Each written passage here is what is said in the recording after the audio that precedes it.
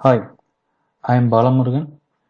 I am going to present this video to UiPath Power of Automation for the category of custom activity, and it is a package. It's Excel sheet rename package for UiPath Studio, and it has only one activity. It's a rename worksheet activity. Actually, it renamed the Excel's worksheet name.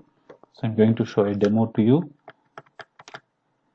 See, here is the namespace of the activity, and here is the activity.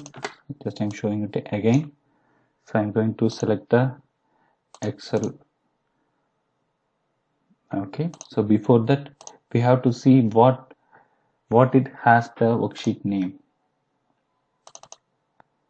So it has the name as sheet 1. So I'm going to rename this.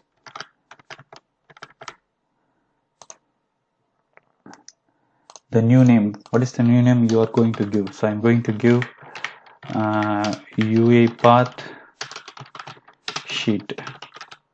So the current sheet name is sheet 1. Yes, so we need to close the Excel sheet. So I'm going to run. Yes, it's finished.